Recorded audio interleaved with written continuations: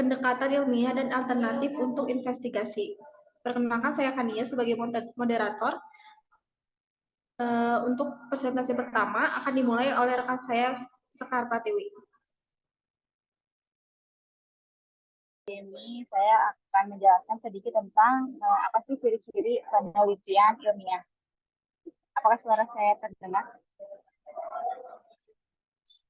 Ciri-ciri penelitian ilmiah pertama yaitu tujuan yang jelas. Penelitian ilmiah dirancang dan dilakukan dengan rencana yang terstruktur. Setiap langkah penelitian ilmiah juga diatur secara sistematis untuk mendapat tujuan tertentu. Seperti contoh dalam bisnis, yaitu manajer memulai penelitian yang fokusnya adalah meningkatkan komitmen karyawan terhadap organisasi. Karena peningkatan komitmen terhadap karyawan itu akan mewujudkan kurangnya pergantian, absensi, dan meningkatnya level kinerja yang apabila terjadi itu semua akan menguntungkan perusahaan. Lalu yang kedua yaitu teliti. Penelitian ilmiah juga harus dilakukan dengan akurat dan teliti, menghindari kesalahan yang dapat mengarah pada kesimpulan yang tidak benar atau tidak dapat diandalkan. Ketelitian mengandung arti kehati-hatian, kecermatan, dan tingkat ketepatan dalam investigasi penelitian. Penelitian yang teliti memerlukan dasar teori yang baik dan metodologi yang dipikirkan dengan baik. Dari kesimpulan yang tidak mewakili banyak respon dan pertanyaan yang dapat menimbulkan bias atau ketidaktepatan. Yang ketiga, yaitu dapat diuji. Penelitian ilmiah dianggap sebagai cara untuk menguji hipotesis yang disusun secara logis dan melihat apakah data mendukung perkiraan yang matang atau hipotesis yang dibuat setelah studi yang mendalam terhadap situasi masalah. Lalu, yang selanjutnya adalah dapat ditiru. Pengulangan menunjukkan bahwa hipotesis kita tidak hanya bersifat kebetulan, tetapi merupakan refleksi dari keadaan populasi yang sebenarnya. Yang kelima, tepat dan yakin. Ketepatan mencerminkan tingkat keakuratan atau kebenaran hasil berdasarkan sampel atau realitas. Keyakinan mengacu pada probabilitas bahwa estimasi kita tepat. Karena itu, teliti saja tidaklah cukup, tetapi kita juga harus yakin dan menegaskan bahwa hasilnya itu 95% benar. Semakin dekat batas di mana kita mengestimasi rentan prediksi, maka semakin besar keyakinan kita terhadap hasil penelitian itu. Lalu yang keenam adalah objektivitas. Penelitian alam ilmiah harus dilakukan secara objektif, tanpa adanya bias atau pandangan subjektif dari peneliti. Ini memastikan bahwa hasil penelitian mencerminkan keadaan yang sebenarnya. Lalu yang ketujuh yaitu dapat digeneralisasi.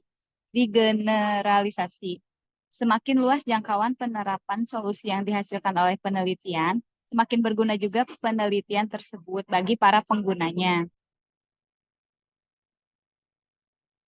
Yang kedelapan yaitu hemat.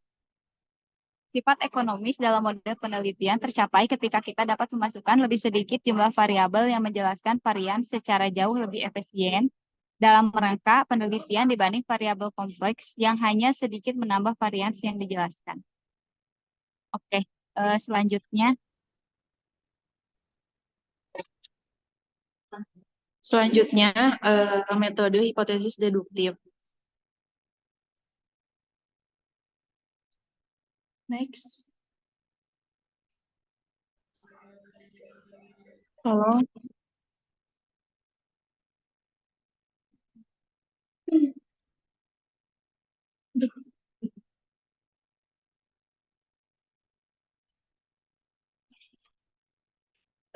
Selanjutnya.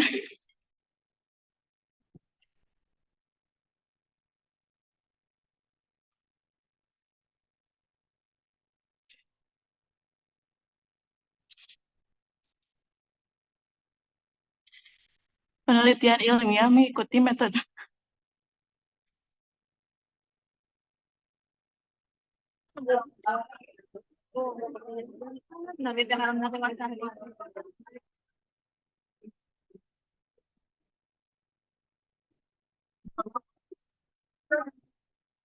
penelitian ilmiah mengikuti metode langkah demi langkah, terorganisasi, dan teliti untuk menemukan solusi masalah. Metode ini tetap menjadi pendekatan penting untuk menciptakan wawasan dalam ilmu alam, sosial, dan bisnis. Ini audit kita, ini audit dulu. Oh, nanti aja sama aku di SS. Udah aku Hipotesis merupakan pendapat atau dugaan yang masih lemah dan harus diputuskan menerima atau menolak hipotesa tersebut dengan uji hipotesis. Hipotesis ini berguna dalam menuntun atau mengarahkan penelitian selanjutnya. Dan pengertian dari hipotesis deduktif itu sendiri merupakan hipotesis yang dirumuskan berdasarkan teori ilmiah yang sudah ada dan biasanya dapat digunakan dalam penelitian kuantitatif.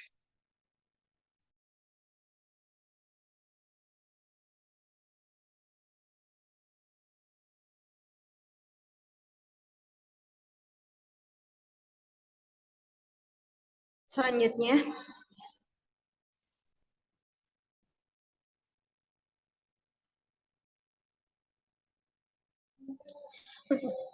untuk selanjutnya ada proses 7 langkah metode hipotesis deduktif. Untuk yang pertama, hal yang kita harus lakukan adalah mengidentifikasi bidang masalah yang sangat luas. Ketika kita mengidentifikasi masalah manajemen, masalah tersebut perlu disederhanakan menjadi topik yang dapat diteliti dalam studi. Topik penelitian yang dapat dilakukan sifat spesifik dan fokus. Jadi ketika kita mencari tema ataupun bahan yang akan kita pakai, hal tersebut harus dikerucutkan lagi dalam satu tema itu menjadi hal yang lebih spesifik dan terperinci. Lalu yang kedua, untuk menentukan rumusan masalah. Penelitian ilmiah dimulai dengan maksud dan tujuan yang jelas untuk menentukan solusi masalah yang teridentifikasi, rumusan masalah yang dapat meliputi tujuan umum dan pernyataan penelitian yang harus dibuat. Yang ketiga, membuat hipotesis. Hipotesis ilmiah harus memenuhi 2 syarat. Kriteria pertama adalah bahwa hipotesis harus dapat diuji. Lalu kriteria yang kedua, hipotesis harus dapat dibuktikan sehingga terdapat kemungkinan untuk menolak hipotesis. Selanjutnya,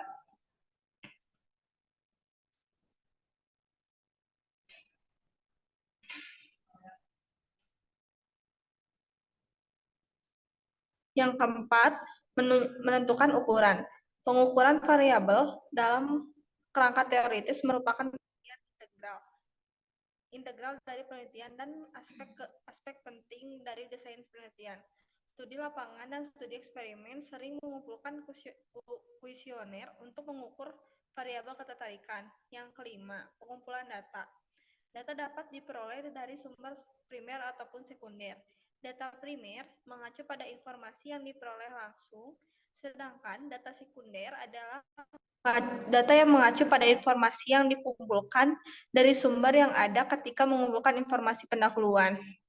Langkah selanjutnya adalah analisis data. Dalam tahap analisis, data yang dikumpulkan dianalisis secara statistik untuk melihat dalam tahap analisis.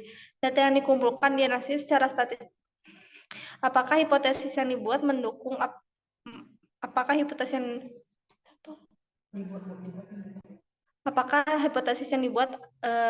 yang dibuat oleh kita tuh mendukung si penelitian tersebut.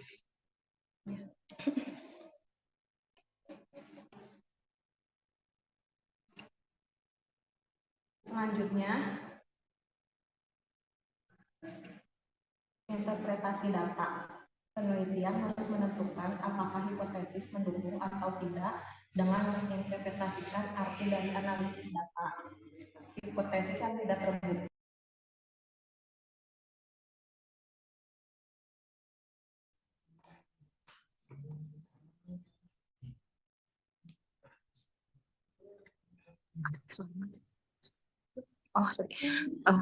selanjutnya, proses 7 langkah metode hipotesis deduktif.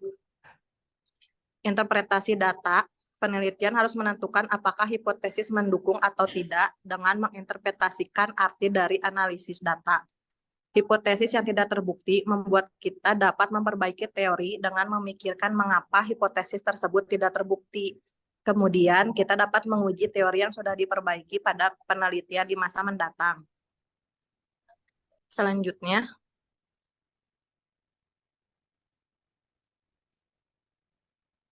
penalaran induktif dan deduktif.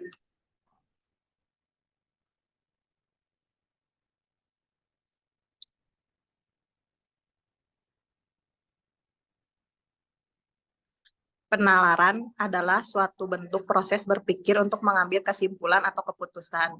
Deduktif adalah bentuk argumen yang bermaksud untuk menjadi kesimpulan pasti. Kesimpulan harus mengikuti alasan yang diberikan. Alasan yang dinyatakan untuk menyatakan kesimpulan secara tidak langsung dan mempresentasikan bukti. Deduksi memiliki keterikatan antara alasan dan kesimpulan yang lebih kuat dan berbeda dibandingkan dengan yang ada di dalam induksi. Induktif sangat berbeda, tidak ada hubungan yang kuat antara alasan dan kesimpulan dalam induksi. Dalam induksi, Anda akan membuat kesimpulan dari satu fakta tertentu atau lebih, atau bagian dari bukti. Kesimpulan menjelaskan fakta dan fakta mendukung kesimpulan.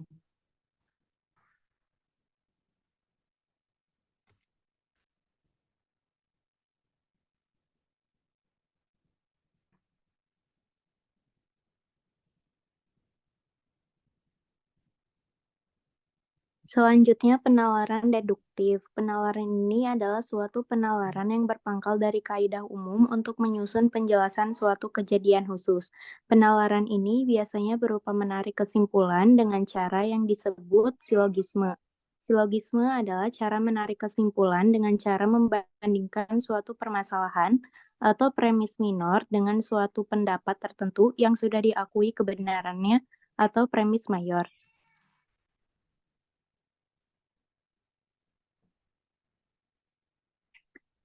Kelemahan dari penalaran ini yaitu deduksi tidak menghasilkan pendapat atau teori baru karena selalu terangkum dalam kaidah umum yang telah ada, sehingga deduksi kurang subur bagi pengembangan ilmu adalah kebenaran dalam deduksi lebih pas.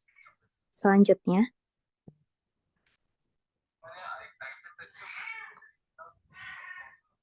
penalaran induksi. Penalaran induksi adalah suatu penalaran yang berpangkal pada sejumlah fakta untuk menyusun suatu kaidah yang berlaku umum. Ciri-cirinya yaitu premis-premis induksi berupa proposisi empirik dan juga konklusi induksi lebih luas daripada premisnya.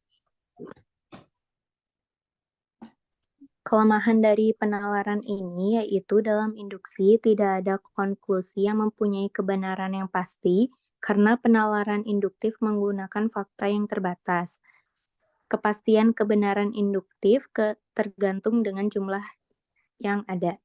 Kelebihan dari penalaran ini, induksi itu lebih subur dalam pengembangan ilmu karena mendasarkan pada fakta empirik berupa temuan baru dan dapat menghasilkan pengetahuan baru. Selanjutnya,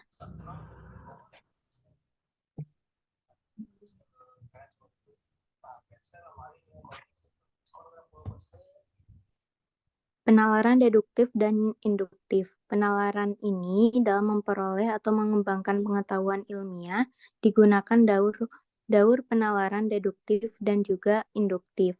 Penalaran yang menggabungkan induktif dan deduksi ini sering disebut penalaran ilmiah. Penggabungan penalaran deduktif dan induktif lebih menguntungkan perkembangan ilmu pengetahuan. Yang pertama, kurang kepastian kebenaran dalam induksi dapat diisi dengan kelebihpastian kebenaran dalam induksi. Yang kedua, kekurang suburan deduksi dapat diisi dengan kelebihan suburan induksi.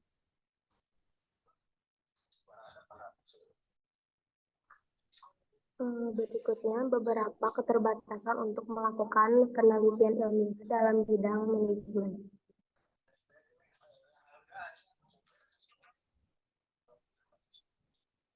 Dalam bidang manajemen dan perilaku tidak selalu memungkinkan untuk melakukan investigasi yang 100% ilmiah, yang dalam arti tidak seperti dalam ilmu pasti. Hasil yang diperoleh pun tidak akan ekstak atau pasti, dan bebas kesalahan. Hal ini terutama karena kesulitan yang dihadapi dalam pengukuran dan pengumpulan data pada area subjektif seperti perasaan, emosi, sikap, dan persepsi.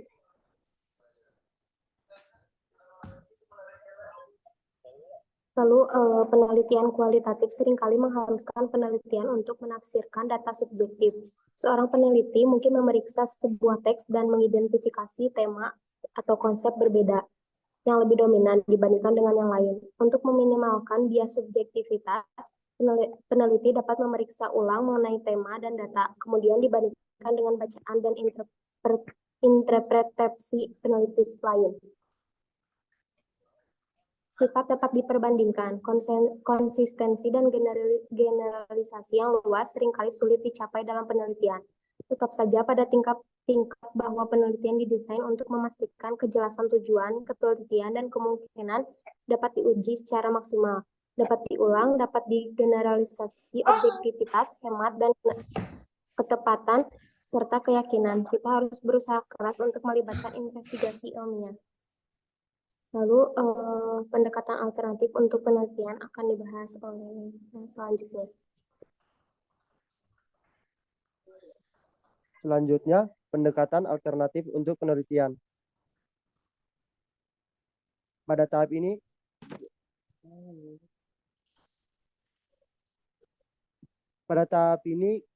kita akan membahas secara singkat perspektif paling penting untuk penelitian sementara dalam bisnis.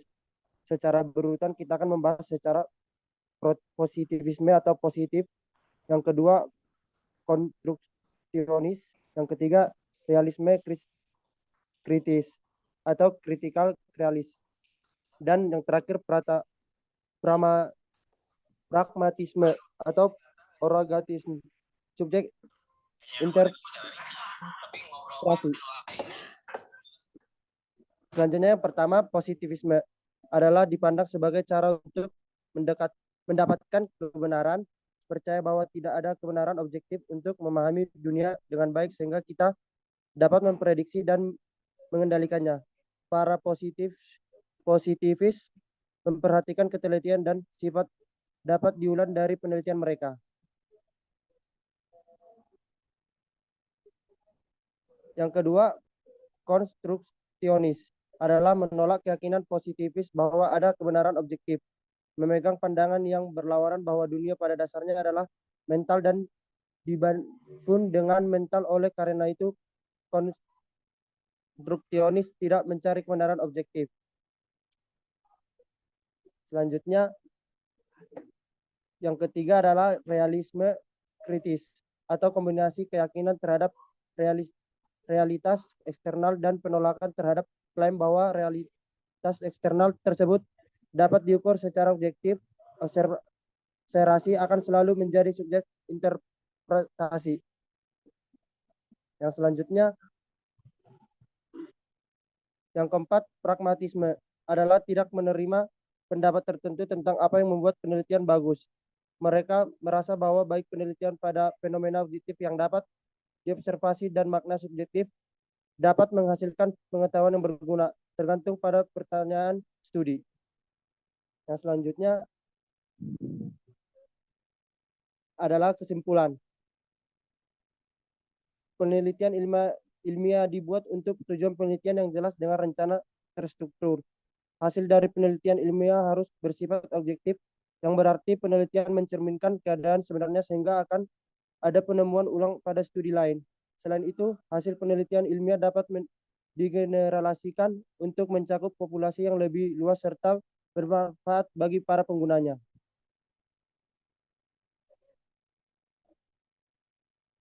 Sekian presentasi.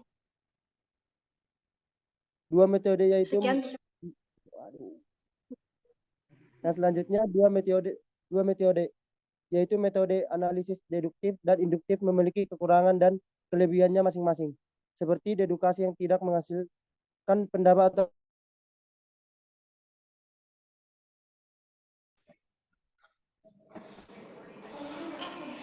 Permisi, izin bertanya.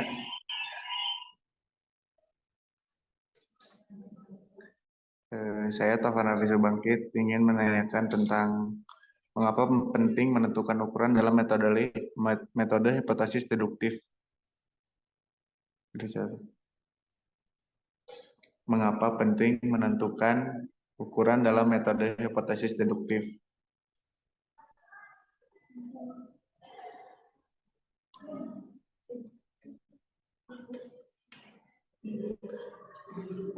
Baik, terima kasih. Izin diskusi dulu ya sebentar.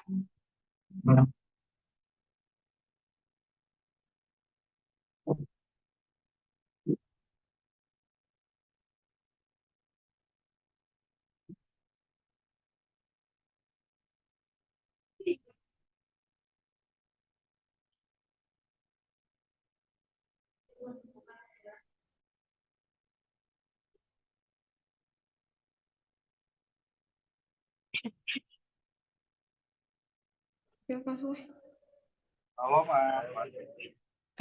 Baik ya, izin menjawab. Tadi saya akan mengulangi dulu pertanyaannya. Mengapa penting menentukan ukuran dalam metode hipotesis deduktif? Jadi, menentukan ukuran itu diperlukan untuk menguji hipotesis dengan membuktikan hubungan antara variabel-variabel yang diukur. Ini itu untuk memastikan bahwa penelitian dapat memberikan bukti konkret terhadap hipotesis yang diajukan oleh peneliti. Sudah cukup jawabannya? Baik, sudah cukup. Terima kasih.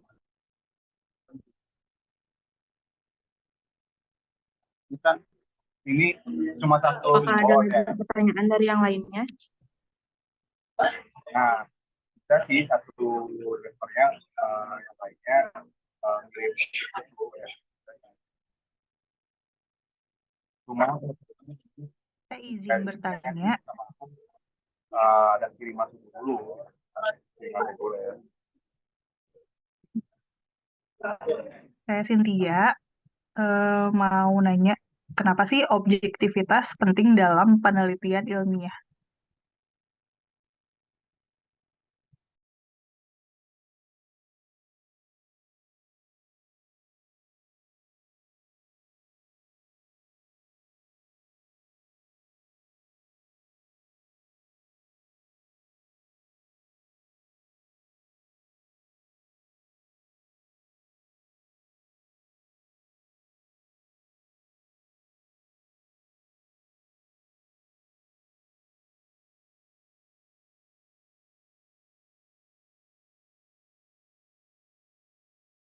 Eh, izin menjawab pertanyaan Teh Jessica. Mengapa objektivitas penting dalam penelitian ilmiah?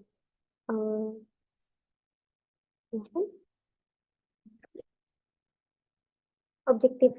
Objektivitas penting dalam penelitian ilmiah karena kesimpulan yang diambil harus berdasarkan fakta-fakta yang berasal dari data aktual, bukan nilai-nilai subjektif atau emosional. Dengan menjaga objektivitas, penelitian dapat memberikan kontribusi yang valid dan dapat diandalkan terhadap pemahaman kita tentang fenomena yang diteliti. Untuk Teh Cynthia, apakah jawabannya sudah cukup? Cukup Teh, terima kasih. Dari Teh Cynthia. Untuk teman-teman yang lain, apa masih ada yang kurang jelas? Atau mungkin ada yang ingin ditanyakan? Kalau udah cukup jelas dan nggak ada yang... Gimana Teh? Sorry. Izin bertanya, Boleh Teh? di bagian penalaran induktif ada ciri-ciri induksi. Premis-premis induksi berupa proposisi empirik. Boleh dijelasin nggak maksudnya apa?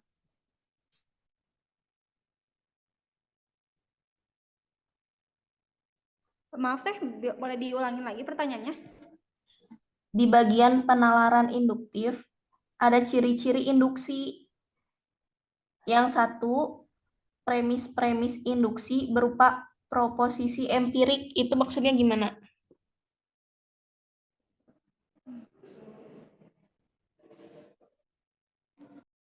Untuk Teh Kansa, pertanyaannya ditampung dulu ya. Sebentar, kita cari dulu jawabannya. Baik.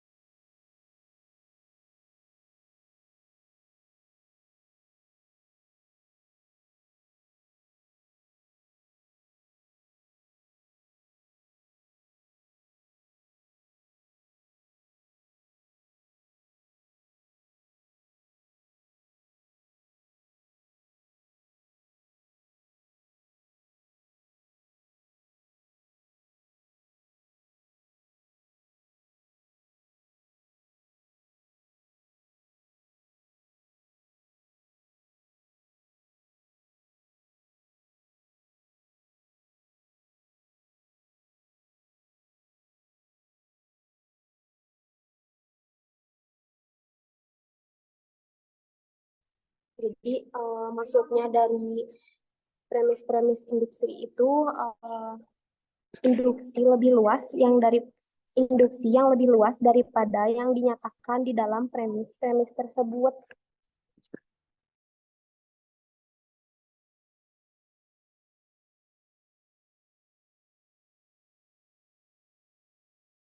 Untuk Teh Kansa, untuk jawabannya apa? Kalau premis itu apa?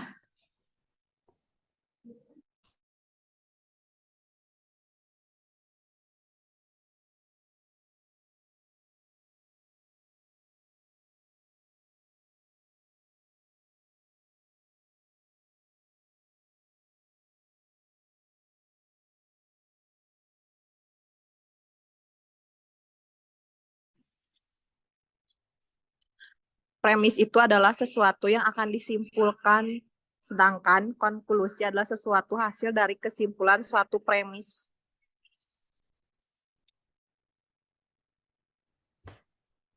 Baik, makasih.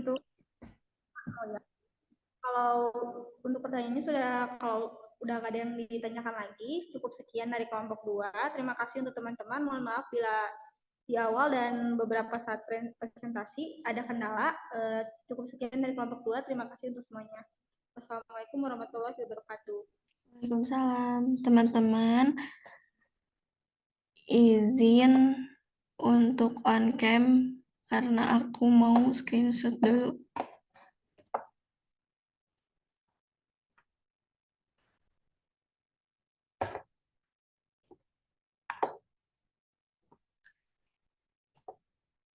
Sebentar.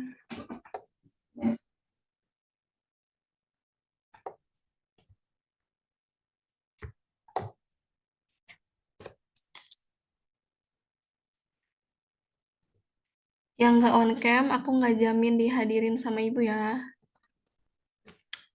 Lagi ulang. Aku belum siap. Bentar. Nah emang kudu ngagaya gitu gu. Ya bukan Lain dia kan harus nggak ngegaya, tapi dianggapnya kan bisi. lebar Kayaknya absen. nomor 1 nggak sih? Enggak sih 3 seharusnya. Biar nilainya bagus sama ibu. Oh iya.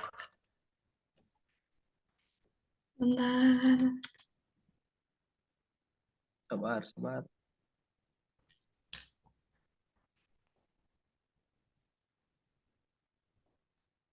Tum di mana Tum?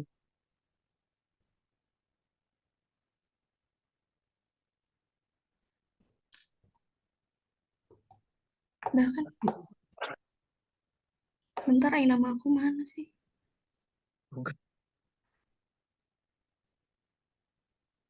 Oke, makasih teman-teman. Udah Cak sama teman-teman. Udah selesai. Udah left. Oke. Makasih. Makasih Teh.